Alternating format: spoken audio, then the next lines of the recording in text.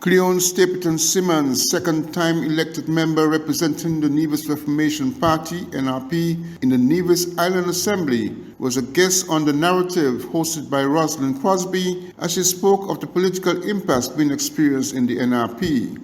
According to Mrs. Stapleton-Simmonds, there has been some misrepresentation of the issue on social media platforms and sought to explain the situation from her vantage point. Now, I just wish to say on record that the leader of the opposition is not really an issue. I think that was somewhat misconstrued by persons in Nevis, the general public, and in the Federation of St. Kitts and Nevis. And so the leader of the party, even though it is not absolutely automatic for her to be the leader of the opposition, she does have my support in order to be the leader of the opposition. What perhaps is in contention is really being able to choose a senator, someone that both myself and the leader of the party is definitely comfortable with being in parliament, and someone that we can work with. And so that is really the crux of the issue, and it's still a process. It's an ongoing process. It's something that we are trying to determine. And so we have looked at a number of persons.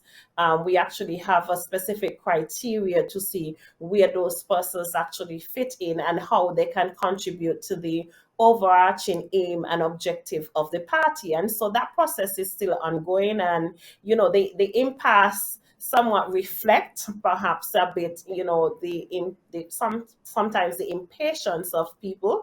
People have certain expectations, and sometimes when you do not manage those expectations properly, people become disgruntled, for lack of a better word. And I think that has been our experience, but definitely I believe that this matter can be resolved, and it should be resolved very shortly. The NRP would want to have the matter settled before the start of the budgetary session of the Nevis Island administration, expected in just weeks. Glenn Bart reporting for SK Newsline.